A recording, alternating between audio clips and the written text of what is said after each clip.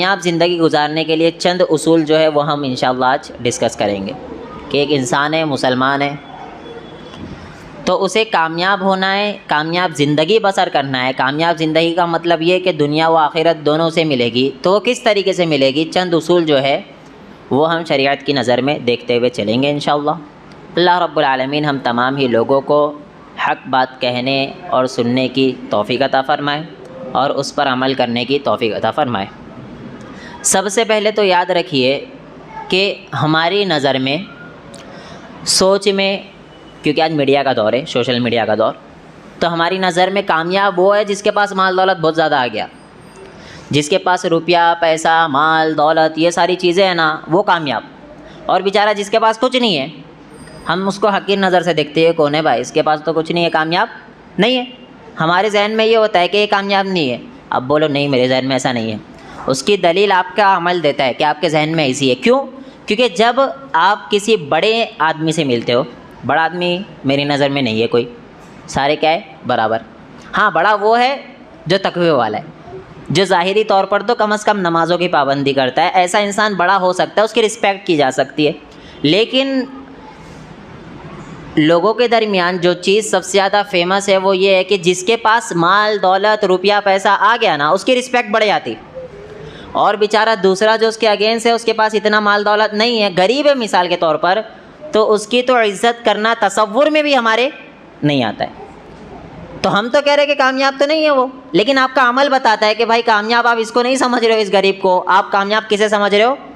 उस इंसान को जिसके पास माल व दौलत है। हाँ, ये कह सकते हो दुनिया में कामयाब हो गया, दुनिया में कामयाब है, हो गया, लेकिन ये मकसद ही नहीं है। दुनिया में कामयाब होना तो मकसद हमारा नहीं है। हमारा मकसद ये है कि भाई आखिरत में असल कामयाब हो, दुनिया में कामयाब हो ना हो ये कोई, इससे कुछ फ़र्क नहीं पड़ता है। क्यों? क्योंकि कितनी साल ज़िंदगी है हमारी, बताइए आप लोग। रसूलुल्लाह सल्लल्लाहु अलैहि वसल्लम के जो आखिरी उम्मती है हम और आप, ज़्यादा से ज़्यादा कितनी ज़िंदगी बताई गई है? 60, 70, 75, बस इतने साल जियोगे। उसमें से भी 10-20 साल तो बचपने में चले जाते। उसके बाद जो जवानी की उम्र आई, उसमें इंसान थोड़ा सा जिएगा कि उसको वापस से क्या करना है, अभी लेट जाना है, मरना है। तो ये जो चंद ज़िंदगी होती है ना, 20-25 साल 30 साल, इंसान इसके लिए हर काम करने के लिए तैयार हो जाता है। लेकिन उसे ये नहीं पता होता है ये तो चंद रोज़ा ज़िंदगी है, 70 साल 60 साल 75 साल, बस खलास, ज़्यादा से ज़्यादा 80 100 तक भी जी लिया तो क्या हो गया। वो ज़िंदगी अनलिमिटेड है जो ख़त्म होने वाली नहीं है। आखिरत की ज़िंदगी कभी ख़त्म होने वाली नहीं है, हमेशगी वाली ज़िंदगी है। तो हमें फ़िक्र एक्चुअल में तो उसकी होना चाहिए, लेकिन हमें फ़िक्र उसकी नहीं है। हमें फ़िक्र इधर की है कि भाई इधर पे कामयाब कैसे होऊंगा मैं।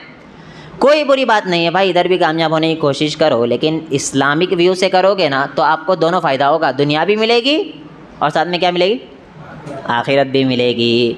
और एक्चुअल तो आखिरत है, वहाँ बूढ़े होने वाले नहीं हैं हम और आप, वहाँ बूढ़े होने वाले नहीं हैं। वहाँ पर इंसान जो बूढ़े भी मरे हैं ना, वो भी जवान हो जाएंगे। वहाँ पर जिन लोगों का इंतकाल बुढ़ापे की हालत में हुआ है वो भी जवान हो जाएंगे और हमेशा जवान रहने वाले। वहाँ पे गिनती नहीं रहेगी कि 60 साल जीना है, 70 साल जीना है, 80 साल जीना है, अनलिमिटेड। अब वो हमेशगी वाली ज़िंदगी है। तो आप जब 25 साल 30 साल के लिए इतनी मेहनत और मुशक्क़त कर रहे, बड़े बड़े घर तैयार कर रहे, मेरी एक छोटी सी गुजारिश सवाल है आपसे, 20-25 साल के लिए 30 साल के लिए हम सारे उसमें दाखिल है। हम इतनी ज़्यादा मेहनत और मुशक्क़त कर रहे, 20-25 30 40 50 बस, और वो जो जिसकी गिनती ही नहीं है उसके लिए क्या किए। पता चला एक्चुअल जो ज़िंदगी है वो कौन सी ज़िंदगी है, आखिरत की ज़िंदगी है। हमें फ़ोकस दुनिया में भी करना है, लेकिन सिर्फ दुनिया में फ़ोकस नहीं करना है, क्योंकि आप दुनिया में फ़ोकस करोगे जब शरीयत के मुताबिक ज़िंदगी बसर करोगे। शरीयत कभी भी आपको दुनिया कमाने से नहीं रोकती, कभी भी नहीं रोकती है। क्यों? आप देखते जाओ, सहाबा कराम रिज़वानुल्लाहि अलैहिम अजमाइन भी हमारे लिए नमूना है, क्योंकि सबसे बेहतरीन ज़माना किसका रहा है, बोलिए, रसूलुल्लाह सल्लल्लाहु अलैहि वसल्लम का, फिर सहाबा कराम रिज़वानुल्लाहि अलैहिम अजमाइन का, फिर ताबईन का। तो सहाबा तो हमारे लिए आइडियल है। तो उनके पास माल दौलत हर चीज़ थी। बाद सहाबा बहुत ज़्यादा अमीर तो बाद सहाबा बहुत ज़्यादा गरीब। हर तरीके के कैरेक्टर हमें मिलेंगे कि सहाबा में हर तरीके के लोग थे, हमें उनको देखकर ज़िंदगी बसर करना है। तो हमें सिर्फ ये नहीं देखना है कि दुनिया ही मिले, बल्कि साथ में आखिरत भी मिलना चाहिए। कामयाबी इंसान वो है जिसे दुनिया के साथ साथ आखिरत मिल गई। वो कैसे मिलेगी? चंद उसूल है, चंद जो अल्लाह रब्बुल आलमीन की नज़र में कामयाब है वो हम देखते हुए चलेंगे। सबसे पहली चीज़ तो वो कामयाब है जिसको ईमान और अमल मिल गया। सबसे पहला इंसान कौन कामयाब? जिसको ईमान और अमल मिल गया। आज बहुत रोते ना हमारा, अरे क्या मिला, कुछ भी नहीं मिला, परेशान हूँ, मेरे घर में सही से ज़िंदगी बसर नहीं हो रही है, क्या करूँ? दुखड़े सुनाते जाके दूसरे को। मेरा एक सवाल है, तुझे इस चीज़ का टेंशन है कि तुझे कुछ नहीं मिला, लेकिन ईमान मिल गया, इस चीज़ की खुशी नहीं है। ईमान से बढ़कर कोई चीज़ नहीं है। आपको ईमान मिल गया है तो पता चला आपको सारी चीज़ मिल गई। अगर अल्लाह ईमान छीन लेता, पूरी दुनिया दे देता, क्या फ़ायदा? ज़ीरो, कुछ भी फ़ायदा नहीं था आपका। लेकिन अल्लाह ने आपको ईमान की नेमत दी तो पता चला आप सबसे ज़्यादा अमीर है दुनिया में अगर आपके पास ईमान है। अगर आप मोमिन हैं तो आप सबसे ज़्यादा अमीर है। लेकिन साथ में अमल भी होना चाहिए। सिर्फ कलमा पढ़ रहे, सिर्फ ज़ुबान से बोल रहे तो ये काम आने वाला नहीं, साथ में अमल भी आपका होना चाहिए। देखिए अल्लाह रब्बुल आलमीन इरशाद फरमाता है सूरह नहल के अंदर, मन आमिला सालिहम मिन ज़करिन औ उन्सा। मन आमिला सालिहा, जो भी इंसान है, चाहे वो मिन ज़करिन औ उन्सा, मुअन्नस हो या मुज़क्कर हो, यानी क्या, मर्द हो या औरत हो, नेक अमल करता है, अच्छे अमल करता है। वह हुआ मुमिन, और वो क्या है? मोमिन है। पता चला कि सिर्फ नेक अमल करना काफ़ी नहीं है। नहीं समझे बात? समझे बात? कि सिर्फ नेक अमल करने से कामयाब नहीं है बंदा, क्योंकि नेक अमल तो गैर मुस्लिम भी कर रहे, नेक अमल तो वो सारे इंसान कर रहे जिसके पास ईमान नहीं है, तो पता चला वो कामयाब नहीं है। कामयाबी के लिए शर्त है नेक अमल तो आपको करना ही पड़ेगा, साथ में वह हुआ मोमिन, और वो मोमिन होना चाहिए। पता चला ये दोनों चीज़ें, सिर्फ ईमान लाओगे तो भी आपके लिए, क्योंकि शर्त है ना, अमल भी करना पड़ेगा। सूरह असर याद है सबको? क्या है सूरत? वल असर इन्नल इंसान लफ़ी खुस्र इल्लल्लज़ीना आमनू व अमिलुस सालिहात, आगे वतवासौ बिल हक़ वतवासौ बिस सब्र। अब इसी सूरत के अंदर चार चीज़ें अल्लाह ने बता दी। इल्लल्लज़ीना आमनू, ईमान लाओ, कामयाब नहीं। अभी और चीज़ें, व अमिलुस सालिहात, साथ में अमल सालेह, कामयाब। अभी और है वतवासौ बिल हक़, लोगों को हक़ की दावत दो, कामयाब। अभी और है वतवासौ बिस सब्र। ये चार शर्तें, सब्र के साथ आप लोगों को दावत देते रहो, अमल करो, ईमान है, तब जाके आप कामयाब होंगे। तो सबसे पहली शर्त जो है ईमान वाला बंदा हो और साथ में अमल सौले करे। सिर्फ अमल करने वाले कामयाब नहीं है अगर ईमान उनके पास मौजूद नहीं है। अल्लाह ने कहा फलनुहयियन्नहु हयातन तय्यबा, अल्लाह रब्बुल आलमीन उनकी ज़िंदगी को बेहतरीन बना दे देगा और आखिरत में भी उनके लिए बेहतरीन बदला अल्लाह रब्बुल आलमीन ने रखा है। तो पता चला कामयाब होने के लिए पहली चीज़ ईमान के साथ साथ अमल भी है। आप सारों को पता है दिन में नमाज कितने टाइम फ़र्ज़ है? 10 टाइम। कितना टाइम? 5 टाइम। 5 टाइम नमाज फ़र्ज़ है दिन में। हम और आप पढ़ रहे 3 टाइम, 4 टाइम। अमल है? अमल है? नहीं। पता तो है 5 टाइम ईमान तो है ना, 5 नमाज़ों पर ईमान है, लेकिन अमल नहीं है। मैं यही कह रहा हूँ कि सिर्फ ईमान रखने से कामयाबी नहीं मिलने वाली, साथ में अमल भी बताना पड़ेगा कि भाई नमाज मैं पढ़ता हूँ। बंदा अल्लाह रब्बुल आलमीन के लिए इबादत करता है। और ये बात याद रखना, थोड़ा सा भी दिल में ये नहीं आना चाहिए कि पब्लिक देखेगी। आ गया कि पब्लिक देख रही तो शिर्क हो जाएगा, शिर्कुल असग़रु और रिया, दिखलावा, ये नहीं आना चाहिए कभी भी आपके जहन में कि मुझे लोग देखेंगे इसलिए मैं नमाज़ पढ़ रहा हूँ। लोग नहीं देखेंगे, और ये फ़ैसला कब होगा पता है आपको? जब आप हमेशा नमाज़ें पढ़ते, हमेशा। कभी आप ऐसी जगह या सफ़र में चले गए, मिसाल के तौर पर अकेले गए, या फिर आप ऐसी जगह चले गए जहाँ आप अकेले हो, जहाँ आपको पहचानता कोई भी नहीं है, वहाँ पर पता चलेगा कि आप नमाज दिखलावे के लिए पढ़ते थे या नहीं। क्यों? क्योंकि वहाँ पर नमाज बंदा नहीं पढ़ता अक्सरियत। बोले यहाँ पे तो कोई देख रहा नहीं, उसे नहीं पता वो सीसीटीवी लगा है जो 24 घंटा तुझे देख रहा है। 24 घंटा। मैं बताता हूँ ना, हमेशा ये कैमरे जो लगे हुए, इससे लोग बहुत डरते। जहाँ कैमरे लगे वहाँ गलत काम इंसान नहीं करता है। कुत्ते से भी डेंजर रखवाले कौन है? कौन है? कैमरे। पहले ज़माने में रखवाले किसको रखा करते थे? रखवाली के लिए कुत्ते को रखा करते थे। कुत्ता पालना जायज़ नहीं, लेकिन चंद जगहों पर जायज़ है कुत्ता पालना। उसमें सबसे पहली चीज़ जो वो यही है, रखवाली के लिए आप कुत्ता पाल सकते। लेकिन आज उससे ज़्यादा अच्छे और बेहतर फैसिलिटी हो गई है, कैमरे लग गए। कुत्ते को तो कोई किडनैप भी कर सकता है, मैं बोलता हूँ हमेशा, लेकिन कैमरे को किडनैप भी नहीं कर सकता है बंदा। कैमरे लगे हुए होते हैं हमेशा। ये मिसाल क्यों दे रहा हूँ आपको मैं? क्योंकि कैमरे लगे होते तो आप गुनाह नहीं करते, गलत काम नहीं करते वहाँ पर। लेकिन जैसे ही कैमरे से हटे आप गलत काम करने लग जाते। क्यों? सवाल ये है, हमारे जहन में आया कि एक कैमरा लगा हुआ है, ये जहन में नहीं आया कि वो कैमरा लगा है। अगर ये जहन में होता ना कि वो वाला कैमरा लगा हुआ है तो बंदा कहीं भी गलत काम नहीं करेगा और कभी उससे नमाज़ें नहीं छूटेगी। तो हमें अपना मुहासिबा अगर करना है कि मैं रियाकारी के लिए नमाज़ पढ़ रहा हूँ या नहीं, तो अकेले में होगा ये। जब यहाँ कोई भी पब्लिक नहीं हो, आपके पास दोनों रास्ता, छोड़ भी सकते हो, पढ़ भी सकते हो। आपका दिल करेगा अरे छोड़ दे, कोई नहीं देख रहा, वहाँ पे तो लोग देखते और पूछते हो आप नमाज में नज़र नहीं आए थे करके, तो यहाँ पर तो मैं आ जा रहा हूँ। लेकिन वहाँ पर कोई जानता नहीं है और मैं नमाज़ नहीं पढ़ रहा हूँ, पता चला वो नमाज़ें आपकी रियाकारी के लिए थी और वो आपके मुँह पर मार दी जाएगी। अल्लाहु अकबर। हमें नमाज़ों की पाबंदी करना है तो देखिए, सबसे पहले ईमान के साथ साथ अमल रहेगा तो अल्लाह रब्बुल आलमीन के यहाँ वो बंदा दुनिया व आखिरत दोनों जगह कामयाब है। अब आइए दूसरी चीज़ जो है वो शुक्र है। मैंने चंद पॉइंट लिए, और भी पॉइंट्स हो सकते हैं, ये चंद पॉइंट्स लेकिन बहुत अहमियत के हामिल है। आप अगर इस पर अमल करने लग जाओ तो इंशाअल्लाह दुनिया व आखिरत दोनों संवर जाएगी। दूसरी चीज़ जो है वो शुक्र अदा करो अल्लाह रब्बुल आलमीन का, कैसी भी सिचुएशन में हो। देखिए, आप किसी से पूछते कैसे हो, वो कहता है अल्हम्दुलिल्लाह। शुक्र अदा हो गया? हो गया? नहीं हुआ। पूछो क्यों नहीं हो? क्योंकि आज ये डायलॉग बना लिए लोग, मुंह टेढ़ा मेढ़ा करके बोलते हैं अल्हम्दुलिल्लाह अल्हम्दुलिल्लाह। मैं हमेशा कहता हूँ कि शुक्र अदा अल्लाह रब्बुल आलमीन का सिर्फ ज़ुबान से मत कीजिए, बल्कि अमल से बताइए कि मैं अल्लाह रब्बुल आलमीन का शुक्र अदा कर रहा हूँ। शुक्र अदा करने के लिए तो सजदे करने का हुक्म है। बंदा सजदे क्यों करता? अल्लाह का शुक्र अदा करने के लिए। तो आप नमाज़ें नहीं पढ़ रहे, आप कोई भी जाकर मिल रहे, मुंह बनाकर बोले अल्हम्दुलिल्लाह मैं खैरियत से हूँ, ये शुक्र अदा करना नहीं है। बल्कि शुक्र अदा करना ये है कि आप सिर्फ ज़ुबान से नहीं बल्कि अमल से भी बताओ कि मैं अल्लाह रब्बुल आलमीन का शुक्र अदा कर रहा हूँ। क्या चीज़ मिलेगी? अल्लाह कहता है सूरह इब्राहिम के अंदर, वइज़ तअज़्ज़न रब्बुकुम लइन शकरतुम लअज़ीदन्नकुम, लइन शकरतुम लअज़ीदन्नकुम। अगर अल्लाह रब्बुल आलमीन का शुक्र अदा करोगे, लअज़ीदन्नकुम, तो मैं चीज़ बढ़ा कर दूँगा। लअज़ीदन्नकुम, किसी भी चीज़ में देखो, मैं हमेशा कहता हूँ किसी इंसान को अगर 100 रुपया मिल जाता है ना, तो ये देखता है कि उसे आज 1000 रुपया मिला। उसके सामने वाले को या उसके साथ रहने वाले को गौर करे खुसूसी, आपको 100 रुपया मिल गया आज के दिन, लेकिन आपके सामने वाले को 1000 रुपया मिल गया, तो बंदा किसे देखता है पता है आपको? उसे 1000 रुपया मिल गया और अल्लाह का शुक्र अदा नहीं करता है। वो टेंशन में रहता है इसको 1000 रुपया क्यों मिला। तो फिर लअज़ीदन्नकुम नहीं होगा मेरे भाई। लइन शकरतुम, शुक्र अदा, अल्हम्दुलिल्लाह इतना मेरी किस्मत में था, अल्लाह ने दिया, वो बढ़ जाएगा।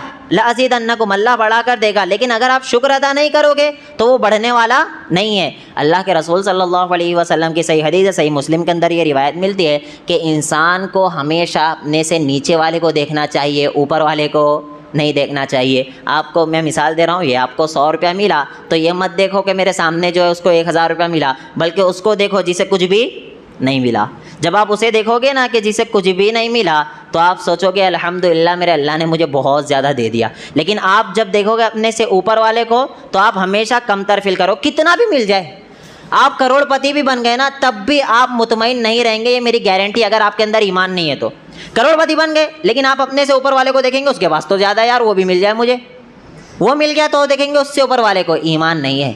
ईमान कहते ही उसको है कि बंदे को जो कुछ भी मिल गया, वो अल्लाह के रसूल सल्लल्लाहु अलैहि वसल्लम की सही हदीस के मुताबिक 100 रुपया मिला तो अपने से नीचे वाले को देखकर अल्लाह का शुक्र अदा करता है, अपने से ऊपर वाले को नहीं देखता है। 2 व्हीलर है भाई के पास, वो टेंशन में कि मेरे भाई के पास 4 व्हीलर क्यों है, ये नहीं देख रहा है कि जो लोग पैदल चल रहे, ये नहीं देखता है। इसीलिए मैं कहता हूँ कभी कभार हम लोगों को हॉस्पिटलों का भी चक्कर लगाना चाहिए। पता है आपको, हमें हॉस्पिटलों का भी चक्कर लगाना चाहिए, फुटपाथ का भी चक्कर लगाना चाहिए। सिर्फ़ और सिर्फ अल्लाह का शुक्र अदा करना आपको तब समझ में आएगा शुक्र कहते किसको है।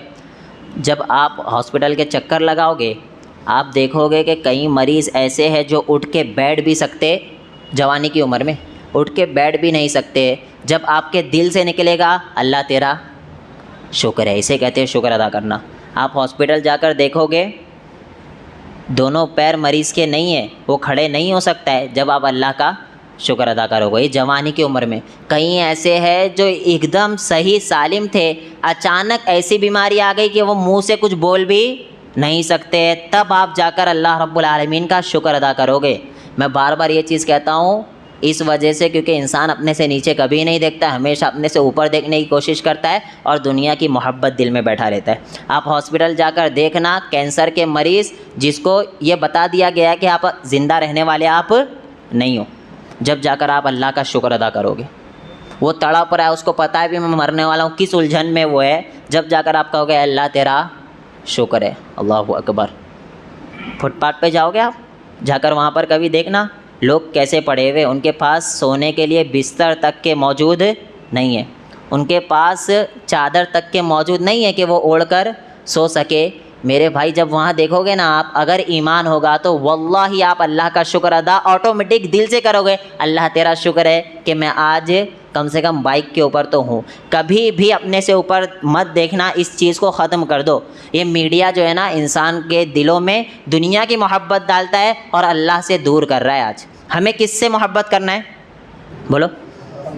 अल्लाह से मोहब्बत करना है, तो अल्लाह से मोहब्बत करना है, जितना अल्लाह दिया उस पर खुश रहो और अल्लाह का शुक्र अदा करो। लइन शकर तुम शुक्र अदा करोगे लअज़ीदन्नकुम, तो अल्लाह रब्बुल आलमीन बढ़ा कर देगा। लेकिन अगर शुक्र अदा नहीं करोगे तो आपको ना इधर कुछ मिलने वाला है और ना उधर। लेकिन अल्लाह आगे कह रहा वला इन कफ़र तुम, अगर अल्लाह का शुक्र अदा नहीं करोगे ना इन्ना अज़ाबी लशदीद, तो अल्लाह अज़ाब में भी डालेगा आपको। अल्लाहु अकबर। अब मुझे एक बात बताओ, क्या ज़रूरी है कि सिर्फ़ काफिरों के लिए अज़ाब है? अल्लाह रब्बुल आलमीन के माफ़ करने का तरीके बहुत सारे। हमें बहुत से लोग ये बताते हैं अल्लाह गफ़ूरुर रहीम है, हमें पता है अल्लाह गफ़ूरुर रहीम है, अल्लाह रहमान और रहीम है, सारी चीज़ें, लेकिन अल्लाह के माफ़ करने के तरीके बहुत सारे। बसा औक़ात अल्लाह रब्बुल आलमीन ऐसे भी माफ़ करेगा अपने बंदों को कि जहन्नम में डालेगा, जहन्नम में अज़ाब झेलने के बाद जहन्नम से निकालेगा, ये भी तो माफ़ करके अल्लाह जन्नत में दाखिल कर रहा है। तो ये भी माफ़ करने का तरीका है, ये बात याद रखो। ऐसा ज़रूरी नहीं है कि अल्लाह रब्बुल आलमीन माफ़ करने का मतलब ये है कि आपके चलो ज़ीरो कर दिया चले जाओ जन्नत में, ऐसा नहीं। अल्लाह के ऊपर है, ये भी कर सकता है अल्लाह रब्बुल आलमीन, आपके ज़ीरो भी कर सकता है, लेकिन आपको तो असबाब के तहत चलना है। आपको जो कुरान और अहादीस में मिलता है उसके मुताबिक चलना है और गुनाहों से हमेशा बचना है। अल्लाह गफ़ूरुर रहीम है बोल के गुनाह पे गुनाह किए जा रहे, नमाज़ें छोड़ रहे, बोले अल्लाह तो गफ़ूरुर रहीम है, अल्लाह तो माफ़ कर देगा। तो आपको दूसरा हिस्सा नहीं बताया जाता है कि अल्लाह रब्बुल आलमीन सिर्फ़ एक बिल्ली को तकलीफ़ पहुँचाने के ऊपर जहन्नम में दाखिल किया था। तो जब अल्लाह गफ़ूरुर रहीम है तो वो नेक औरत जो सिर्फ़ एक बिल्ली को तकलीफ़ पहुँचा दी तो वो जहन्नम में क्यों गई? समझ रहे हो? एक बदकार औरत जो अल्लाह की इबादत नहीं करती, बदकार औरत है, उसने सिर्फ कुत्ते को पानी पिलाया, वो कहाँ चली गई?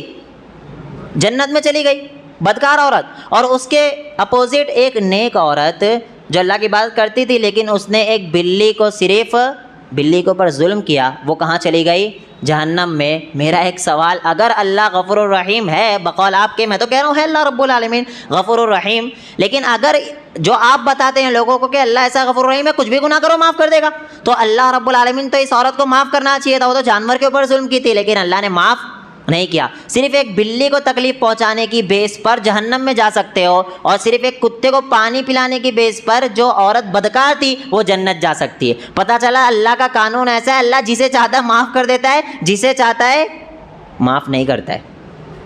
हमेशा अल्लाह रब्बुल आलमीन बज़रिया मुहम्मदुर रसूलुल्लाह सल्लल्लाहु अलैहि वसल्लम के हमें बताया है। कोई आपका क्या लगता है? मुझे इससे भी परवाह नहीं है। कोई आपका क्या लगता है सबसे महबूब अल्लाह रब्बुल आलमीन को कौन है इस कायनात के अंदर? मुहम्मदुर रसूलुल्लाह सल्लल्लाहु अलैहि वसल्लम थे सबसे महबूब।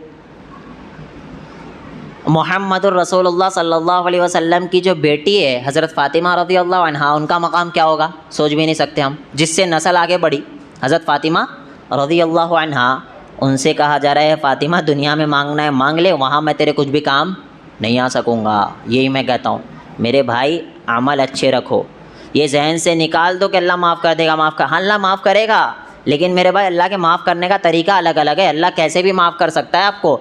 हमेशा अच्छे अमल करने की कोशिश करो और किसी भी नेकी को हकीर ना जानो, किसी भी नेकी को। वो आता है ना वलौ अन तलक़ा अख़ाका बिवजहिन तलीक़, यहाँ तक कि आप अपने भाई से मुलाकात कर रहे हो तो मुस्कुरा कर मिल रहे हो ना, इसको भी हकीर मत समझो ये भी नेकी है, इसको हकीर ना जानो। पता नहीं इस नेकी की वजह से आप जन्नत में चले जा सकते हैं, सिर्फ अपने भाई से हमेशा मुस्कुराकर मिलने से। इसलिए जब भी मुलाकात करो ना आपस में, तो ऐसे मत मुलाकात किया करो कि उसे लगे कि यार बड़ा ज़बरदस्ती मुलाकात कर रहा है ये, तो ऐसे नहीं, दिल पर पत्थर रख के मुलाकात कर रहा है, ऐसे नहीं। कितनी भी तकलीफ़ हो हमेशा मुस्कुराकर अपने भाई से मिला करो, ये भी नेकी का काम है। और खुसूसी अपने सगे भाई से तो ज़्यादा मुस्कुराकर मिला करो। मैंने देखा है कि सगे भाई जो होते हैं ना आपस में, वो मुस्कुराकर नहीं मिलते, वो ऐसे ही मिल लिए, वो यहाँ तक कि मस्जिद में तो मिलते भी नहीं, वैसे ही जाते निकल जाते हैं। वल्लाहु आलम, मैं ऐसा नहीं कह रहा हूँ कि मोहब्बत नहीं होती, मोहब्बत होती है, लेकिन मेरे भाई मोहब्बत होना भी तो चाहिए, तो दिखना भी तो चाहिए। पता है आपको, मोहब्बत आप किसी से करते हो, जब तक आप अमल से नहीं बताओगे उसे पता चलेगा? जब तक आप अमल से नहीं बताओगे तो सामने वाले को पता नहीं चलेगा। मैं अल्लाह से बहुत ज़्यादा मोहब्बत करता हूँ लेकिन मैं नमाज ही नहीं पढ़ता, मिसाल के तौर पर मैं कहूँ कि मैं अल्लाह से इतना ज़्यादा मोहब्बत करता हूँ कि आप तसव्वुर में भी नहीं ला सकते, लेकिन मैं नमाज ही नहीं पढ़ता, तो ये मोहब्बत साबित हुई? नहीं। मोहब्बत साबित करने के लिए आपको बताना पड़ेगा कि अल्लाह ने जो जो ऑर्डर दिया उस पर अमल करो। अल्लाह के ऑर्डरों पर अमल कर रहे हो तब जाकर आप अल्लाह रब्बुल आलमीन से मोहब्बत करते हो। तो दूसरी अहम चीज़ कामयाब ज़िंदगी बसर करने के लिए, दुनिया व आखिरत दोनों जगह कामयाब है, वो अल्लाह का शुक्र अदा करना है। पहली चीज़ क्या थी? ईमान के साथ साथ अमल। दूसरी चीज़ क्या थी? अल्लाह का शुक्र अदा करना। तो अल्हम्दुलिल्लाह हम सारे ईमान वाले हैं, नहीं है? हम सारे ईमान वाले अल्हम्दुलिल्लाह। अमल करने की कोशिश करो, अमल पूरा नहीं हो पाता ना, अमल करने की आप क्या करो? कोशिश करो। दूसरी अहम चीज़ जो थी वो थी शुक्र। अल्लाह रब्बुल आलमीन का शुक्र अदा करते रहा करो। अब इसके साथ ही साथ एक अहम चीज़ देखो, शुक्र के साथ साथ सब्र भी बहुत ज़्यादा ज़रूरी। शुक्र के साथ साथ सब्र। अब सब्र किसे कहते हैं? आपको किसी ने मारा, कोई तकलीफ़ पहुंचाई, आपके रिश्तेदार ने तकलीफ़ पहुंचाई, कुछ भी कर ली, आप 10 लोग को जाके सुना रहे हैं उसने ऐसा किया, लेकिन क्या करो, अल्लाह के लिए तो माफ़ कर दिया हूँ मैंने। ये सब्र नहीं है। क्या कह रहे? मैंने तो सब्र कर लिया है। सब्र ये नहीं है कि आपको किसी ने कोई तकलीफ़ पहुंचाया, आप जाकर वो 10 लोगों के सामने बयान कर रहे हो और कह रहे हो कि मैंने तो उसे अल्लाह के लिए माफ़ कर दिया, वो तो सब्र कर रहा हूँ मैं सिर्फ। इसे सब्र नहीं कहते मेरे भाई। सब्र इसे कहते हैं कि आपको किसी ने तकलीफ़ पहुँचाया, किसी को बोले बिना आप उसे माफ़ कर दिए, सब्र कर रहे हो वहाँ पर। सिर्फ इतना ही नहीं, इसी को सिर्फ सब्र नहीं कहते, उसकी दलील भी अल्लाह रब्बुल आलमीन ने सूरह बकरा के अंदर बताई, वलनबलुवन्नकुम बिशैइन मिनल खौफ वल जू व नक़सिम मिनल अम्वाल वल अनफुसि वस्समरात। गौर से सुनो, अल्लाह कह रहा है कि मैं तुम्हें ज़रूर ज़रूर आजमाऊँगा। किसके ज़रिए? वलनबलुवन्नकुम बिशैइन मिनल खौफ, डर के ज़रिए आजमाऊँगा। कैसा डर हो सकता है? मैं हमेशा बताता हूँ, यह आयत तो गुजरती रहती है। मिनल खौफ, इंसान को डर हो सकता है माल का कि चले जाएगा, वापस नहीं आएगा, ये डर हो सकता है। इंसान को डर हो सकता है अपनी औलाद का कि अगर मैं अपनी औलाद को फजर में जगा दूंगा तो कहीं वो बुरा ना मान जाए, डर हो सकता है। अरे होता है, हो नहीं सकता, ये डर होता है। मुझे सबसे बड़ा अलमिया ये लगता है, आप सारे लोग सुनकर जाए और अमल के, सिर्फ सुनो मत यार, सिर्फ सुन के यहाँ से निकाल दे रहे हो ये ज़रूरी नहीं है, अमल करने की कोशिश करो। मैंने अक्सरियत देखा है, बाप फजर की नमाज़ पढ़ने आता है, बेटे को नहीं जगाता। पता है क्यों नहीं जगाता? कहीं बुरा ना मान जाए।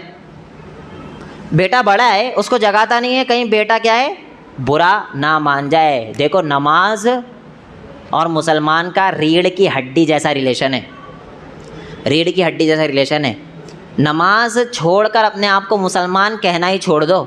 इसीलिए तो देखना कई फ़ुक़हा ऐसे हैं, जैसे इमाम अहमद बिन हम्बल रहिमहुल्लाह, वो क्या कहते हैं, उनके नज़दीक तो नमाज़ छोड़ने वाला काफिर है। अल्लाहु अकबर। तो आप चाहते हो आप मुसलमान रहे और आपका बच्चा जो है वो काफिर हो जाए, तो क्या आपको लगता है कि वो आपको कुछ नफ़ा पहुंचा सकेगा आपके मरने के बाद? आप उठ रहे हो फजर की नमाज में, आप उठ रहे हो, सब उठकर आ रहे हो, अपने बेटे को नहीं जगा रहे हो, आप इस दुनिया से चले गए, तो आपको वो बेटा जो नमाज पढ़ता ही नहीं है वो कुछ फ़ायदा पहुंचा सकता है? बिल्कुल नहीं पहुंचा सकता है। तो ये जहन से निकाल दो कि मैं अकेला नमाज पढ़ने आऊँगा।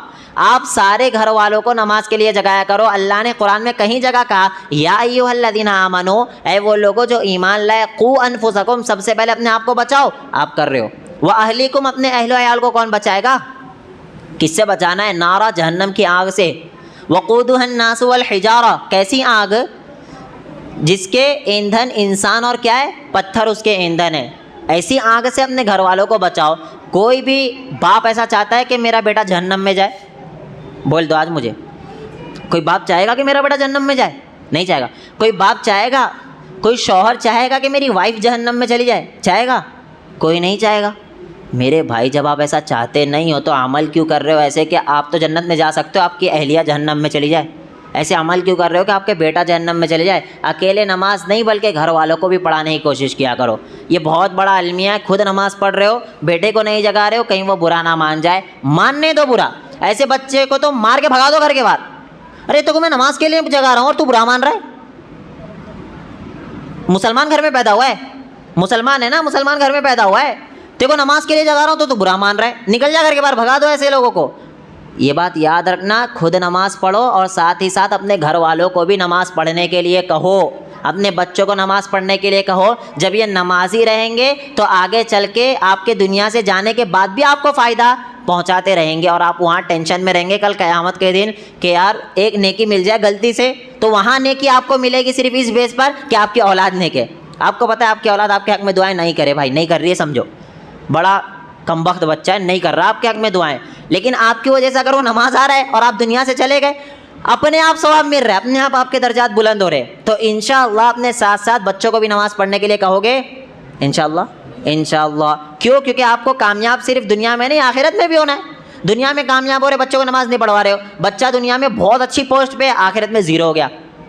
तो दुनिया आखिरत दोनों चाहिए, दुनिया आखिरत दोनों कमाने की कोशिश करो। तो इंसान को सब्र करके इस दुनिया में ज़िंदगी बसर करना है। अल्लाह माल के ज़रिए भी तुम्हें आज़माएगा, माल में कमी करके अल्लाह रब्बुल आलमीन आज़माएगा। इसी आयत में अल्लाह ने कहा है वलनबलुवन्नकुम बिशैइन मिनल खौफ वल जूअ, भूख के ज़रिए भी अल्लाह रब्बुल आलमीन आज़माएगा। इंसान सूद में क्यों जाता है? मेरे से बहुत लोग आगे सवाल करते हैं ना कि मैं किस्तों पे ले लूँ क्या ये चीज़, मैं किस्तों पर ये चीज़ ले लूँ क्या? बहुत आगे सवाल करते हैं, ये हराम है क्या, हलाल है, ये जायज़ है क्या, नहीं जायज़ है। अगर आपके पास उतना पैसा है ही नहीं तो क्या ज़रूरत है उसमें जाने की? मेरा सवाल, आपको अल्लाह ने इतना नहीं दिया है, आपके पास जितना है उतने ही, वो एक कहावत है ना कि जितनी चादर हो उतना ही पैर फैलाना चाहिए। चादर बड़ी करने की कोशिश करो, लेकिन चादर फाड़ के तो पैर बाहर मत निकालो ना। समझ रहे बात? नहीं समझ में आ रही? आ रही है समझ में बात? आप चादर बड़ी नहीं कर रहे हो बल्कि चादर फाड़ रहे हो। यानी क्या? इस्लाम ने एक हुदूद बताए थे आपको, अगर आपको उसी में रहकर हलाल चीज़ एंजॉयमेंट करना है करो, आपको और चीज़ चाहिए तो हलाल तरीके से आगे बढ़ो, उस चादर को बढ़ाओ। लेकिन आप हराम की तरफ चले जा रहे हो और हलाल के जवाज़ के पीछे पड़े हुए कि कोई जवाज़ मिल जाए, तो आप ये फाड़ रहे हो और क्या कर रहे हो? हुदूद को तोड़कर बाहर निकल रहे हो। मेरे भाई, जितना अल्लाह रब्बुल आलमीन ने दिया उसमें खुश रहने की कोशिश करो। ये बहुत बड़ा मसला है कि हम सूद की तरफ चले जाए या लोन की तरफ चले जाए, इन चीज़ों से बचने की कोशिश करो, जितना हो सके उतना बचने की कोशिश करो। हाँ, बहुत ज़्यादा शदीद ज़रूरत है जिसके बिना ज़िंदगी आपकी मुश्किल में पड़ जाएगी, तो एक अलग इशू पूछ लो आकर। लेकिन खामखा का किस्तों के पीछे पड़ना, खामखा का लोन के पीछे पड़ना, अपनी दुनिया के साथ साथ आखिरत बर्बाद करना है। दुनिया तो हो सकता है मिल जाए, आखिरत में कुछ भी नहीं मिलेगा। पता है ना, यमुद्दु यदैहि इला समा, एक शख्स ना काफ़ी लंबा दूर से सफ़र करके पहुँचा कहाँ? हरम, काबा पहुँच कर क्या कर रहा है? यमुद्दु यदैहि इला समा, आसमान की तरफ हाथ उठा रहा है, या रब्बी ए मेरे रब, दुआएं कर रहा है। और हदीस में आता है ना कि उसके बाल पूरे धूल से जमे हुए थे, उसके कपड़े परागंदा थे। वैसी हाल में कोई आया है और दुआ कर रहा है या रब्बी। जैसे अभी शिहाब जा रहा है ना, शिहाब पहुँच गया, शिहाब पहुँच गया है, पहुँच के हज करने वाला है। शिहाब पहुँच गया, अभी दूसरे बहुत सारे निकल गए हैं वैसे जाने के लिए। ये सब अपने नफ्स पर जुल्म करना है। देखिए, अल्लाह के रसूल सल्लल्लाहु अलैहि वसल्लम ने जो तरीका बताया उस पर ही चलने की कोशिश करो। अपने से कुछ भी अमल करके सोच रहे कि अल्लाह ज़्यादा सवाब देगा, ऐसा नहीं है भाई, ऐसा नहीं है। अपने नफ्स पे जुल्म करना है। अल्लाह ने आपको मुकल्लफ बनाया है, रसूलुल्लाह सल्लल्लाहु अलैहि वसल्लम के तालीमात पर अमल करने के लिए कहा है। तो आप खामखा का, अल्लाह के रसूल सल्लल्लाहु अलैहि वसल्लम रात में 11 रकात पढ़ रहे नमाज इत्मीनान से, सुकून से, आप 25-30 पढ़ रहे, बोले नहीं मुझे ज़्यादा सवाब चाहिए, 25-30 पढ़ रहे। तो मेरे भाई, ये भी पसंदीदा नहीं है कि आप जो यालमुन तालमुन करके 25-30 नमाज़ पढ़ने लग जाए। मेरे भाई, अल्लाह के रब्बुल आलमीन ने जो हुक्म मुहम्मदुर रसूलुल्लाह सल्लल्लाहु अलैहि वसल्लम को दिया है ना, उसके मुताबिक ज़िंदगी बसर करो। सहाबा ऊँट के ऊपर नहीं गए, हज करने गए नहीं ऊँट के ऊपर, ऊँट के ऊपर गए सहाबा। एक बूढ़ा तो आ रहा था अपने बच्चों के सहारे पे, रसूलुल्लाह सल्लल्लाहु अलैहि वसल्लम ने मना कर दिया पैदल जाने के। समझ रहे हो बात? तो हमें ये सब अपने ऊपर जुल्म करना है। पैदल निकल जाना, हज के लिए चले जाना, ये सारी चीज़ें तो खैर बात चल रही थी वहाँ पर, और ये बहुत ज़्यादा लोग जाने लग गए अब ये सारी। और मेरे भाई हज ऐसी इबादत है ना, ये रुकन क्या क्या है, ये रुकन इस्लाम के बुनियाल इस्लाम अला खम्स 5 शहादत अल्ला इलाहा इल्लल्लाह व अन्ना मुहम्मद रसूलुल्लाह व इक़ामिस सलाह व इताइज़ ज़कात व सौम रमज़ान व हज्जुल बैत मन इस्तता इलैहि सबीला। तो ये चंद चीज़ें ऐसी है ना कि इसमें ज़रा भी रिया आ गई तो ज़ीरो हो जाएगा। आप हज के लिए निकले हो, अगर थोड़ी सी भी रियाकारी आ गई तो ज़ीरो हो जाएगा। मतलब आपका लाखों रुपया खर्चा करके जाना आपके कुछ भी काम आने वाला नहीं है। और ये भी बहुत गलत चीज़ है, बात निकली तो मैं बताता हुआ चलूँ कि मैंने देखा है हज करने चले गए, उम्रा करने चले गए, वहाँ वीडियो बनाते कैसे पता है आपको, तलबिया पढ़ते हुए चल रहे हैं, लब्बैक अल्लाहुम्मा लब्बैक लब्बैक ला शरीका लक लब्बैक, वीडियो बनाते हुए जा रहे।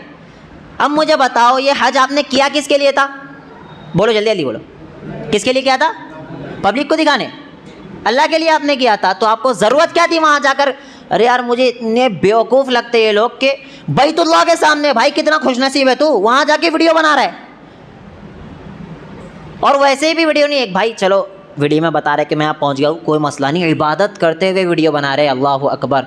मेरे भाई इसमें रिया का अंसुर, मैं ये नहीं कह रहा हूँ कि वो लोग रियाकारी कर रहे, मैं ये कह रहा हूँ इसमें रिया का अंसुर आ सकता है कि लोग मुझे देखे कि ये हाजी है, ये हज करने वाला है। और वो हाजी से बात निकली तो मैंने देखा जो भी हज करके आता उसके साथ हाजी लगाने लगते, लोग लगाते हैं यहाँ पर हर जगह, जो हज करके आ गया ना उसके साथ हाजी लगाने लगते।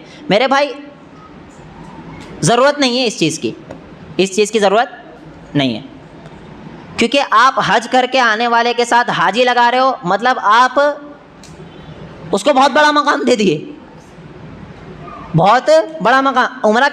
उम्रा करके आने वाले के साथ आप लगाए कभी उम्री? आज ही बात निकली थी हम लोग की, उम्रा करके आने वाले के साथ कभी उम्री लगाए?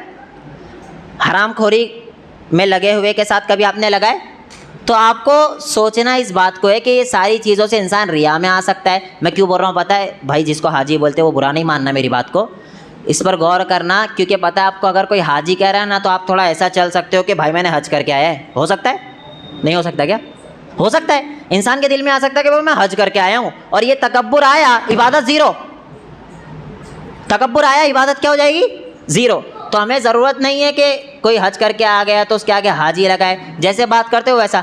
मेरे भाई एक बात सुनो, उससे ज़्यादा अहमियत का हामिल वो इंसान है जो हमेशा फजर में आता है, उसके आगे नमाजी लगाओ ना। फजर में कोई आ नहीं रहा है 4 बजे की नमाज़ें करके, वहाँ जा रहे 1-2 घंटा लेटे करके, वहाँ जा रहे 1.5 घंटा लेटे करके, यहाँ आ नहीं रहे 4 बजे की नमाज़ें करके। तो जो 4 बजे नमाज़ पढ़ने आ रहा है डेली, उसके आगे नमाजी लगाओ।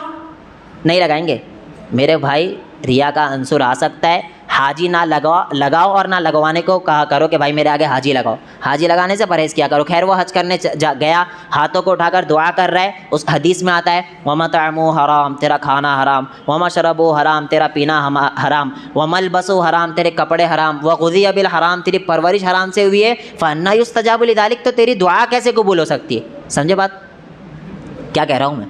आज आप देखना जितने भी मुसलमान नाम अपना रख लिए ना, मुस्लिम नेम रख लिए, और बहुत जुल्म करते, एक दूसरे का हक मार के बैठे हुए, सारे के सारे हाजी है यार।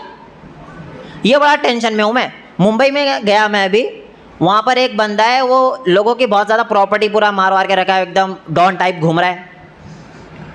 हलाल तरीके से घूमो तो प्रॉब्लम भी नहीं है, हज़रत उमर रज़ी अल्लाह अन्हु से भी सारे लोग डरते थे, कोई प्रॉब्लम नहीं, अच्छी बात है भाई, डर रहे पब्लिक, डरने दो। लेकिन कोई हक मार के बैठा हुआ है, और पता है आपको ऐसे लोग ज़्यादा हज करके आते, उम्रे करके आते, ये उन्हीं लोगों के लिए है। फ़अन्ना युस्तजाबु लिज़ालिक, तेरी दुआ कैसे कबूल करूँगा भाई, तेरा सब कुछ हराम है। समझे बात? तो क्या कहना चाह रहा था मैं कि हराम खोरी से बचो, कुछ भी हो जाए हमें हराम की तरफ नहीं जाना है। जितनी चादर उतना ही पैर फैलाना है। चादर बड़ी करने की कोशिश करो, चादर फाड़ने की कोशिश मत करो। तो आइए सब्र के बाद हम चलते हैं अहम पॉइंट जो हमारा चौथा है, तौबा व इस्तिग़फ़ार इंसान को हमेशा करते रहना चाहिए। तौबा व इस्तिग़फ़ार से क्या क्या मिलेगा, चलिए जल्दी जल्दी मैं बात बताता हूँ। सूरह अनआम के अंदर अल्लाह रब्बुल आलमीन इरशाद फरमाता है, 4 चीज़ें आप देखते हुए चलो। तौबा व इस्तिग़फ़ार ऐसा अमल है ना, आपको दुनिया में भी काम आएगा और आखिरत में भी काम आएगा। नूह अलैहिस्सलाम का वाक़या पता है?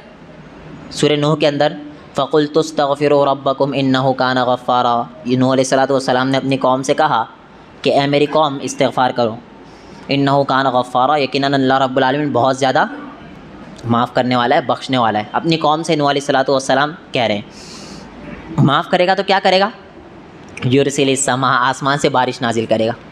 बारिश हो रही है, मिसाल के तौर पर किसी इलाके में बारिश नहीं हो रही, लोग बहुत परेशान हैं, जाकर लंबी लंबी दुआएं करा रहे हैं। हाँ, और अल्लाह के रसूल सल्लल्लाहु अलैहि वसल्लम के ज़रिए नूह अलैहिस्सलाम का वो कौल अल्लाह रब्बुल आलमीन ने बताया, जो अल्लाह रब्बुल आलमीन ने नूह अलैहिस्सलाम की ज़ुबान से निकलवाया था कि इस्तिग़फ़ार करो, बारिश आएगी। बारिश नहीं आ रही, परेशान हो तो क्या करना पड़ेगा, इस्तिग़फ़ार। इस्तिग़फ़ार का क्या मतलब, रो रो के बैठे रहो, दुआएं करते रहो, ना ना ना ना, चलते फिरते अस्तग़फ़िरुल्लाह अस्तग़फ़िरुल्लाह अस्तग़फ़िरुल्लाह पढ़ रहे, इस्तिग़फ़ार है। अल्लाहु अकबर। ज़रूरी नहीं मस्जिद का एक कोना पकड़ के बैठ गए, अल्लाहु अल्लाहु अस्तग़फ़िरुल्लाह अस्तग़फ़िरुल्लाह अस्तग़फ़िरुल्लाह, ये इस्तिग़फ़ार है। ये इस्तिग़फ़ार नहीं, ये भी इस्तिग़फ़ार है, लेकिन आप काम भी करो, बाहर का दुनिया के भी काम करो, घूमते फिरते अस्तग़फ़िरुल्लाह पढ़ते रहेंगे, ये भी इस्तिग़फ़ार में आएगा। और आप बारिश नहीं हो रही है तो इसके बदले अल्लाह माफ़ भी करेगा और बारिश भी नाजिल फरमाएगा। समझेगा, बारिश नहीं हो रही है तो इंसान को पहले अपने गुनाहों की तरफ जाना चाहिए और इस्तिग़फ़ार करना चाहिए कि अल्लाह नाराज़ तो नहीं है। दुआएं तो एक अलग चीज़ है, लेकिन इस्तिग़फ़ार अहम चीज़ अल्लाह रब्बुल आलमीन ने कुरान में बताया। और क्या देगा, युरसिलिस समा अलैकुम मिदरारा वयुमदिदकुम बिअम्वाल, और अल्लाह तुम्हारा माल भी बढ़ाएगा। टेंशन है ना, पैसा नहीं अपने पास, सबको टेंशन है भाई, पैसा नहीं है, माल नहीं है, दौलत नहीं है, टेंशन है, हरामखोरी की तरफ जा रहे, इमाम साहब से दुआएं करा रहे, वहाँ जा के दुआएं करा रहे, बड़े बड़े वलियों को ढूंढ रहे। मेरे भाई अल्लाह ने बता दिया था इस्तिग़फ़ार कर भाई, माल भी बढ़ा दूंगा। इस्तिग़फ़ार करेगा बारिश भी दूंगा, इस्तिग़फ़ार करेगा माल भी बढ़ा दूंगा। और क्या मिलेगा, वयुमदिदकुम बिअम्वाल व बनीन, औलाद नहीं हो रही, बेटे नहीं हो रहे, टेंशन में शिरकी अमल कर रहे, मज़ारों पे जा रहे, चादरें चढ़ा रहे, सब काम कर रहे। हाँ, लेकिन उस बेवकूफ़ के दिमाग में ये नहीं आ रहा, अल्लाह ने सूरह नूह के अंदर कहा है कि भाई इस्तिग़फ़ार करेगा ना तुझे ये भी दे दूंगा। कितनी बड़ी बात है यार, गौर करना। इस्तिग़फ़ार से आपको सबसे पहली चीज़ क्या हो रही है, बारिश। इस्तिग़फ़ार से पहले दूसरी चीज़ क्या हो रही है, अल्लाह मदद कर रहा है, माल में इजाफा हो रहा है, अमीर बन जाओगे आप। तीसरी चीज़ अहम क्या हो रही है, वयुमदिदकुम बिअम्वाल व बनीन, बेटे भी बढ़ रहे, औलाद नहीं है, औलाद मिल जाएगी सिर्फ अल्लाह से इस्तिग़फ़ार करना, अस्तग़फ़िरुल्लाह अस्तग़फ़िरुल्लाह पढ़ने से। फिर और अहम चीज़, वयुमदिदकुम बिअम्वाल व बनीन वयजअल लकुम जन्नात, और आपको साथ ही साथ जन्नत भी मिल रही है। देखिए, दुनिया भी मिली, आखिरत भी मिली, नहीं मिली। मैं यही बता रहा था कि कामयाब वो है जिसको दुनिया आखिरत दोनों मिले, और उसको शरीयत ने बता दिया है। क्या बताया कि इस्तिग़फ़ार करोगे, दुनिया में क्या चाहिए, बारिश मिल जाएगी। इस्तिग़फ़ार करोगे, दुनिया में क्या चाहिए, माल पैसा चाहिए, मिल जाएगा। इस्तिग़फ़ार करोगे, दुनिया में क्या चाहिए, बेटे चाहिए, नहीं है औलाद, दे दूँगा वो भी।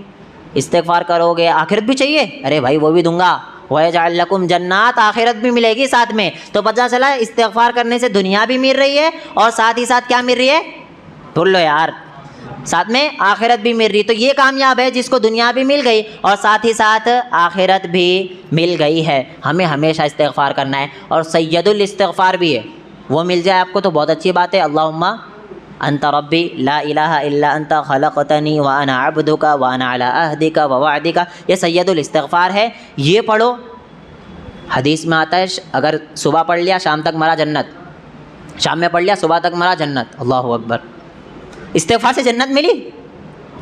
यार हमें लगता है ना कि जन्नत पाना मतलब इंसान क्यों बताए गुनाहों की तरफ जाता है, बहुत बड़ी बात है जन्नत पाना, बोले तो पा ही नहीं सकते हम। जहन में ये डाल दिया गफूर रहीम, अल्लाह गफूर रहीम, अल्लाह चाहेगा तो माफ़ कर देगा, वरना जन्नत में नहीं जा सकता मैं। अमल नहीं कर रहे, छोटे छोटे अमल है, इस्तिग़फ़ार करो तो जन्नत दे रहा है अल्लाह। सुबह पढ़ोगे अल्लाहुम्मा अंत रब्बी ला इलाहा इल्ला अंत खलक़तनी, शाम तक इंतकाल हो गया जन्नत। तो मेरे भाई इस्तिग़फ़ार करोगे इंशाअल्लाह, सारी परेशानियों का हल है तौबा व इस्तिग़फ़ार। फ़र्क है थोड़ा सा। तौबा किसे कहते हैं, पलटने को। आप चल रहे थे हरामखोरी के रास्ते पे, आप उसको रास्ते का यू टर्न ले लिए, या फिर वो थोड़ा सा डायरेक्शन चेंज कर दिए, ये हो गया तौबा। समझे बात, ये मिसाल दे रहा था मैं। आप किसी भी गलत काम में लगे हुए थे, आपने उस काम को, इधर जा रहा था वो काम तो इधर लेकर अच्छे काम की तरफ आ गए, इसे कहते हैं तौबा। और इस्तिग़फ़ार किसे कहते हैं, कि जो रास्ते पे चला मैं गलत ना, वो सारे को क्लियर करूँ, अब माफ़ी मांगूँ उसकी। समझे बात, तौबा और इस्तिग़फ़ार में ये फ़र्क है। हमेशा तौबा व इस्तिग़फ़ार हमें करते रहना है। इस्तिग़फ़ार अस्तग़फ़िरुल्लाह व अतूबु इलैहि, अस्तग़फ़िरुल्लाह अस्तग़फ़िरुल्लाह ये भी पढ़ सकते हो। अल्लाहुम्मा अंत रब्बी जो बड़ा है बहुत ज़्यादा, सैयदुल इस्तिग़फ़ार, सैयद किसे कहते हैं पता है, सैयदुल इस्तिग़फ़ार यानी सारे इस्तिग़फ़ार का बादशाह, सबसे बड़ा। सैयदुल शुहदा सुने कौन है, कौन है? अमीर हमज़ा रज़ियल्लाहु अन्हु। कौन है अमीर हमज़ा पता है? अरे यार नॉलेज लिया करो, मैं इसीलिए बैठता नहीं हूँ कि आप सिर्फ सुनो मेरी बात और चले जाओ। सैयदुश्शुहदा जो है वो कौन है? अमीर हमज़ा रज़ियल्लाहु अन्हु। और अमीर हमज़ा कौन है जाकर पता करो आप। उसके बाद आगे चलिए, फिर अल्लाह रब्बुल आलमीन कहता है वमा असाबकुम मिन मुसीबतिन फबिमा कसबत अयदीकुम व याफू अन कसीर। अल्लाह कह रहा है कि तुम्हारे ऊपर कोई भी मुसीबत आती है ना, वमा असाबकुम मिन मुसीबत, कोई भी मुसीबत आती है, फबिमा कसबत अयदीकुम, तुम्हारे करतूत है हाथ के। पता चला इंसान के ऊपर ऐसा भी हो सकता है कोई मुसीबत आई है तो उसी के करतूतों का नतीजा है वो। समझ रहे बात? तो ये करतूत ख़त्म कब होंगे? जब आप इस्तिग़फ़ार करेंगे। अल्लाह रब्बुल आलमीन ऐसे ही किसी को भी परेशानी में नहीं डालता है। परेशानी में अगर नेक बंदों को डालता है वो आजमाइश है, उस आजमाइश में अल्लाह कामयाब करना चाहता है और नेक लोग कामयाब होते हैं। जैसे देख लिए पैगंबर हज़रत यूसुफ़ अलैहिस्सलातु वस्सलाम कामयाब हुए नहीं हुए? मेरे को लगता है उनसे बड़ी आजमाइश इस कायनात में मेरे को लगता नहीं कोई है। पैगंबरों की तो आजमाइश है, लेकिन वो आजमाइश ऐसी लगती है ना कि एक इंसान नहीं रुक सकता है। अजीज़ मिस्र, अजीज़ मिस्र आम लेडीज़ नहीं है, अजीज़ मिस्र दावत दे रही है और कोई भी नहीं है। वैसे मौके पर जो इंसान रुक गया उससे बड़ी आजमाइश में कोई नहीं पड़ा।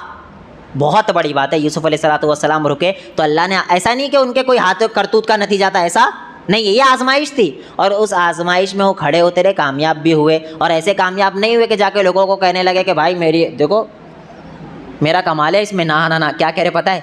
वमा उबर्रिउ नफ्सी इन्नन नफ्स लअम्मारतुम बिस्सूइ इल्ला मा रहिम रब्बी। क्या कह रहे हैं? अगर अल्लाह मेरा रब मुझ पर रहम नहीं करता तो मैं फंस सकता था इसके झांसे में। अल्लाह अकबर। मतलब बंदा इतना बड़ा काम किया, इतने बड़े गुनाह से रुक गया, उसके बाद भी कह रहे हैं कि अल्लाह का रहम है कि अल्लाह ने रोक दिया मुझे। और हमसे ऐसा कुछ हो जाए तो थोड़ा सा चौड़ा होकर घूमने लगते कि भाई मैं रुक गया हूँ और चार लोगों को बताने लगते। मेरे भाई हमेशा ये जहन में रखो, आजमाइश आई, सब्र करना है, खड़े उतरने की कोशिश करना है और इस्तिग़फ़ार करते रहना है। अल्लाह रब्बुल आलमीन कहता है वमा असाबकुम मिन मुसीबतिन फबिमा कसबत अयदीकुम व याफू अन कसीर। और अल्लाह रब्बुल आलमीन माफ़ भी लोगों को बहुत ज़्यादा करता है।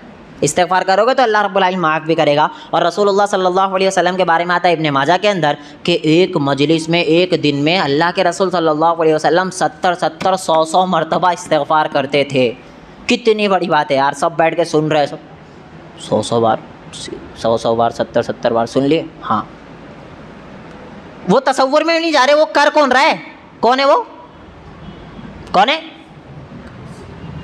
इमामों का इमाम मोहम्मदुर रसूलुल्लाह सल्लल्लाहु अलैहि वसल्लम, जिसके पीछे सारे नबियों ने नमाज़ें पढ़ी, जिसकी शिफाअत के बगैर जन्नत में नहीं जा सकते। भाई उनका हाल ये है कि वो दिन में 70 से 100 मरतबा इस्तिग़फ़ार कर रहे हैं, तो हमारी क्या औकात है? हम कितनी बार इस्तिग़फ़ार कर रहे हैं? सारे लोगों का हाल ये है। मेरे भाई हमारे आइडियल मोहम्मदुर रसूलुल्लाह सल्लल्लाहु अलैहि वसल्लम है, उनका हाल जब ये है तो हमारा हाल तो ये होना चाहिए था हम बढ़ चढ़ कर इस्तिग़फ़ार करें। तो कम से कम दिन में 70 मरतबा इस्तिग़फ़ार। अच्छा, इस्तिग़फ़ार का ये मतलब मैं बताया ना कि ये नहीं आके बैठना, चलते फिरते अस्तग़फ़िरुल्लाह अस्तग़फ़िरुल्लाह अस्तग़फ़िरुल्लाह पढ़ते हुए चलते रहो यार, हो जाए कुछ ये 70 बार हो जाएगा, 100 बार होगा, अस्तग़फ़िरुल्लाह पढ़ते रहो, आपकी सारी परेशानी इंशाअल्लाह दूर हो जाएगी। बात ख़त्म करता हूँ एक अहम चीज़ बता कर के, पाँचवा और अहम पॉइंट जो हमारा है वो ये है कि तक़वा इंसान को हमेशा अपने दिल में रखना चाहिए। 4 पॉइंट मैंने बताया आपको। पहला ईमान और अमल, दूसरा शुक्र अल्लाह रब्बुल आलमीन का अदा करना है और शुक्र सिर्फ ज़ुबान से नहीं बल्कि अमल से भी करना है। तीसरा पॉइंट मैंने बताया सब्र करना है, सब्र माल दौलत रुपया पैसा औलाद हर चीज़ में आपको करना है। तौबा व इस्तिग़फ़ार आया। अब पाँचवीं चीज़ जो है वो है तक़वा। बंदे के अंदर तक़वा होना चाहिए। और तक़वा किसे कहते हैं वो भी रसूलुल्लाह सल्लल्लाहु अलैहि वसल्लम ने बताया, अत्तक़वा हा होना, अत्तक़वा हा होना, अत्तक़वा हा होना। 3 मरतबा रसूलुल्लाह सल्लल्लाहु अलैहि वसल्लम ने बताया। पता चला तक़वा कोई प्रैक्टिकल करने का नाम नहीं है, तक़वा दिल का है, इरादे का नाम है, अंदर होता है तक़वा, बाहर नहीं होता है कि आप कुछ कर दिए अच्छे अच्छे काम कर रहे हैं, ये तक़वा है। तक़वा इंसान के अंदर होता है कि बंदा अकेले में कहीं था, गुनाह करने जा रहा था, उसे किसी ने आके रोका, ए रुक जा, किसी ने आकर क्या किया, रुक जा, क्या कर रहे तू, रोका ना किसी ने, ये है तक़वा। कौन रोका? कौन रोका? तक़वा आके रोका आपको, इसे कहते हैं तक़वा। अब्बा आके रोके नहीं, मौलाना आके रोके नहीं, किसी ने आके ठक ठक किया, रुक जा भाई रुक जा, मत जा, ये गलत काम है, इसकी तरफ मत जा। वो मिसाल दूँ आपको, आज बहुत ज़्यादा है ना सोशल मीडिया, चैटिंग कर रहे हैं आप किसी लड़की से, नौजवान खुसूसी ध्यान दें, किसी आप लड़की से चैटिंग कर रहे, आपको पता होना चाहिए कि यहाँ पर अब्बा आ गए या कोई बड़ा आ गया ना तो बंदा फ़ौरन छुपा देता, छुपाता बोलो, छुपाता है? छुपाता है। किसने रोका? अब्बा के डर ने, या जो भी बड़ा था उसके डर ने रोका ना, बंदे को रोका। इसे तकवा नहीं कहते। तकवा किसे कहते? कि बंदा मोबाइल चला रहा था, जैसे ही किसी हसीना ने उसको मैसेज की, वो उसका रिप्लाई करने जा रहा था, उसे किसी ने आके ठक ठक ये रुक। वो कोई ज़ाहिरी नहीं था, उसको अंदर से किसी ने कहा ये क्या करने जा रहा है भाई, रुक जा, क्या कर रहा है तू, ये गलत रास्ते पे जा रहा है। इसे कहते तकवा के कोई नहीं देख रहा था, वहाँ पर बंदा रुक गया अपने आप कि मुझे किसका डर है? अल्लाह रब्बुल आलमीन का डर है। इसे कहते हैं तकवा। तकवा समझ रहे हो ना आप? हमेशा तकवा इख्तियार करना है। तकवे की बात निकली तो एक बात बताता चलूँ, तकवा उसी इंसान के अंदर आता है जो गुनाहों से बचने की कोशिश करता है। और गुनाहों से बचने में सबसे अहम चीज़ जो मौजूदा टाइम पर चल रही है गुनाह की तरफ ले जाने में, वो सोशल मीडिया है। और सोशल मीडिया में बहुत सी चीज़ें ख़वातीन को जो खुसूसी लेकर जा रही है ना, वो सीरियल है। क्या है? सीरियल। और सीरियल में भी ऐसे वैसे सीरियल नहीं, जो मौजूदा तौर पर सबसे ज़्यादा हाई लेवल के सीरियल चल रहे हो पाकिस्तानी सीरियल। और पाकिस्तानी सीरियल देख के ऐसे रो रहे, ऐसे गिड़गिड़ा रहे जैसे इनका पूरा सब कुछ लगा हुआ इसी के अंदर। और कैसा रोते, इसको नहीं मरना चाहिए था, क्यों मर गया ये चल रहा है। अल्लाहु अकबर। मुझे बताओ, जिस कौम की माँ बेटी का हाल ये होगा, उससे अच्छी नस्लें आएगी? उम्मीद लगा रहे हो कि इससे इमाम बुखारी रहमहुल्लाह, उम्मीद लगा रहे ऐसा? मेरे भाई सीरियल देखने से तो फहाशी तो ये तो एक अलग टॉपिक है मेरा, लेकिन बताता चलो कि सीरियल ऐसी चीज़ है जो आपकी दुनिया ही सिर्फ नहीं बर्बाद करेगी, आखिरत भी बर्बाद कर देगी। दुनिया कैसे बर्बाद कर रही है बंदे, पता है आखिरत कैसे बर्बाद कर रही है? सीरियल देख देख के तलाक सीख रहे। जानते बंदे सीरियल देख देख के तलाक सीख रहे। सीरियल देख, पाकिस्तानों की बात कर रहा हूँ, बेड़ा गर्क करके रख दिया ये उम्मत का। सीरियल देख देख के तलाक सीख रहे, सीरियल देख देख कर खुला कैसे लेते खुला वो सीख रहे हैं, सीरियल देख देख के सास से कैसे लड़ना है वो सीख रहे हैं, सीरियल देख देख के शौहर से कैसे लड़ना है वो सीख रहे हैं। ये सारी चीज़ें, मतलब मैं बताऊँ ना, हमारी ख़वातीन को जो चला रहा है वो टीवी का सीरियल चला रहा है आज। समझे बात? कुरान नहीं चला रहा है, सही अहादीस नहीं चला रही है, कौन चला रहा है? सीरियल। कितने तलाक के केसेस मेरे पास से बताऊँ आपको, वो कैसा पता है? कोई लड़ाई झगड़ा उनके नहीं थे, बैठे हुए थे, कुछ थोड़ा अनबन हो गई, मैं तो ये तलाक देता हूँ, तलाक देता हूँ, तलाक देता हूँ, 3-3 बार उसके मुंह से निकल भी गया। मेरा सवाल ये था, अक्सर मैं पूछता हूँ कि भाई अगर कोई बंदा गुस्से में बहुत ज़्यादा आ गया था तो एक मार देता, उसके मुंह से तलाक क्यों निकला? सोच सकते हो ना आप कभी? आपको बहुत ज़्यादा गुस्सा आ गया अपनी वाइफ के ऊपर, तो आपके मुंह से तलाक ही क्यों निकला? आपके मुंह से तो कुछ और निकल सकता था, गाली दे सकते थे, मार सकते थे, कुछ भी कर सकता था बंदा। तलाक क्यों निकला? क्योंकि सीरियलों में चल रहा है भाई तलाक तलाक तलाक। अब ये मत कहना कि बॉयज़ नहीं देख रहे, बॉयज़ का भी हाल यही है, लेकिन कसरत जो है वो ख़वातीन की है। कसरत जो है वो किसकी है? ख़वातीन की। और सिर्फ तलाक 3 बार क्यों निकला? एक बार भी निकल सकता था बंदे के मुँह से, 3 बार क्यों निकला? क्योंकि आपको पता है पूरा प्री प्लान उसमें बताया जाता है। वो कहते हैं मैं तुझे तलाक देता हूँ, मैं तुझे तलाक देता हूँ। वो तीसरी बार मुँह रोकने आते, मैं तुझे तलाक देता हूँ। 3 बार दिया मतलब वो हराम हो गई। बंदे को समझ में आ गया 3 बार बोलते हैं इसका मतलब, अब वो 3 बार कहने लग जाता है। खुला कोर्ट कचहरी के चक्कर जो आज ख़वातीन लगा रही, किस वजह से लगा रही? अपने आप आ रहा है क्या? कोई सिखा रहा है उनको आके? कोई सिखा नहीं रहा है, बल्कि ये सीरियल सिखा रहे। मेरे भाई ये फहाशी है, ये दुनिया भी बर्बाद करेगी, आखिरत भी बर्बाद करेगी। किसी ने बताया सीरियल ऐसा चल रहा था कि उसको देख के लोग ना जाकर दरगाह के मुजावर बनकर बैठ गए। छोटी बात है? रसूलुल्लाह सल्लल्लाहु अलैहि वसल्लम की सीरत पढ़कर कभी उनके ऐसा हुलिया बनाने की कोशिश लोग करते नहीं। रसूलुल्लाह सल्लल्लाहु अलैहि वसल्लम की सीरत पढ़कर उनकी तरह ज़िंदगी बसर करने की कोशिश लोग करते नहीं। हमारी ख़वातीन, अम्मी आयशा रज़ी अल्लाह अन्हा उनके लिए आइडियल है नहीं है? अम्मी आयशा है आइडियल। उन्होंने शौहर के साथ कैसे रहे हैं, वो शौहर के हुकूक कैसे अदा किए हैं, क्या उनमें लड़ाई झगड़े हुए हैं या नहीं हुए? लड़ाई झगड़े हुए तो उन्होंने क्या किया है? हज़रत फ़ातिमा रज़ी अल्लाह अन्हा क्या उनके लिए आइडियल नहीं है? उन्होंने क्या किया है? ये सारी चीज़ें छुपा ली गई या बताई नहीं गई, या हमारी ख़वातीन को मस्जिद से जोड़ा नहीं गया, तो ये उन्हें पता नहीं चल रहा है। उन्हें पता सिर्फ़ और सिर्फ सीरियल चल रहा है। और जब ये पता चल जाए तो आज लड़कियां माँ बाप से लड़ने के लिए तैयार है, गाली गलौज देने के लिए तैयार है। उसको बाप की फ़िक्र नहीं होती है, उसको फ़िक्र सिर्फ उसकी होती है जिससे के साथ मैं भागना चाहती हूँ। आपके पास कभी ऐसे केस नहीं आए? बहुत मैंने देखा है, बाप रोता है, रोते हुए आते माँ बाप कि क्या करूँ यार, मेरी परवरिश में क्या कमी रह गई थी। मैं तो कोई कमी नहीं रखी, हमेशा उसको हिजाब में रखती थी। मैंने अक्सरियत से सवाल मेरा हमेशा यही होता है, घर में टीवी है? हाँ। मैं कहता हूँ आज के टाइम पर टीवी से बड़ा फितना मोबाइल है। बंदा घर में टीवी रख लेना, नहीं इतना इतना बड़ा मोबाइल है, मोबाइल कहीं भी कोने में छुप के देख लेगा। टीवी तो पब्लिक को दिखना पड़ेगा ना कि क्या देख रहा है, दिख जाएगा पब्लिक को, लेकिन मोबाइल नहीं दिखने वाला है। तो जो टीवी को जो लोग छुपा रहे हैं ना, उससे पहली गुजारिश ये कि टीवी से पहले अपने बच्चों को मोबाइल मत दो, मोबाइल तो छुपाओ पहले, मोबाइल नहीं छुपा रहे। और जैसे बाप की एंट्री होती है ना, बच्चा पहले आके मोबाइल छीनता है, पहले आके क्या छीनता है, मोबाइल छीनता है। और टीवी का मसला ये है कि बेचारी टीवी तो हमेशा चालू रहेगी तो पब्लिक भी देखेगी, बंद रहेगी तो वो भी पब्लिक के सामने रहेगी। सीरियल से बचने की कोशिश करो, या आपकी दुनिया आखिरत दोनों तबाह करेंगे। और जब ये देखेंगे तो आपके दिल में तकवा आने वाला नहीं है। तकवा किसे कहते हैं? जो आपको अकेले में भी, तन्हाई में भी गुनाह से रोके रखे। तो तकवा पैदा करने की कोशिश करें, आज ज़रूरत तकवा पैदा करने की है। ये चंद पॉइंट थे, बड़े अहम है, मैंने समझा ये बयान करना आपके सामने, क्योंकि मौजूदा दौर में इंसान इसी टेंशन में कि मैं ज़िंदगी कैसे बसर करूं, ज़िंदगी ऐसे बसर करूं। दुनिया कमाना चाहता है, आखिरत खो देता है। या तो दुनिया मिल जाती है, आखिरत खो देता है, आखिरत मिल जाती, दुनिया खो देता है। ऐसा इस्लाम नहीं कहता। इस्लाम कहता है दुनिया भी कमाओ, आखिरत भी कमाओ। और उसके ये चंद उसूल थे, इस्तिग़फ़ार करोगे दुनिया भी दूंगा, आखिरत भी दूंगा, तौबा करोगे दुनिया भी दूंगा, आखिरत भी दूंगा। और जो उसूल बताया, नमाज़ पढ़ोगे दुनिया भी दूंगा, आखिरत भी दूंगा। कामयाबी की शर्त है, क़द अफ़लहल मुमिनून, मोमिन कामयाब हो गए। अल्लज़ीना हुम फ़ी सलातिहिम ख़ाशिऊन, जो अपनी नमाज़ों में खुशू खुजू करते। नमाज आया पहला, तो आप तमाम ही लोग नमाज़ों की पाबंदी करेंगे, बोल लो आप नमाज मत छोड़ना यार, बहुत बड़ा अलमिया है नमाज़ छोड़ना मतलब। मुझे क्यों, आप अरब के पूरे उलमा के फतावे उठा के देख लो, या सहाबा कराम रिज़वानुल्लाहि अलैहिम अजमाइन की ज़िंदगी उठाकर देख लो, सहाबा के दिमाग में नहीं आता था कि एक मुसलमान है और नमाज़ छोड़ देगा। एक मुसलमान बंदा है और वो नमाज़ छोड़ दे, ये जहन में नहीं आता था। अच्छा, एक निशानी पता चल गई थी लोगों को कि जो नमाज में लेट आता है ना पीछे, वो मुनाफिक लोग हैं। अब जहन में सोचो कि उस टाइम पर जो नमाज में लेट आते थे, सहाबा के दरमियान ये था कि लेट कौन आता है, बोलो, मुनाफिक। पता चला मुनाफिक भी जो थे वो नमाज छोड़ते नहीं थे, वो भी आते थे नमाज में, लेट आते थे लेकिन आते थे। एक मुसलमान और नमाज का रीढ़ की हड्डी का ताल्लुक़ है। नमाज कभी नहीं छोड़ना, और अकेले नहीं पढ़ना है, अपने घर वालों को भी पढ़ाना है, अपने बच्चों को भी पढ़ाना है, हर किसी को नमाज़ पढ़ाओ।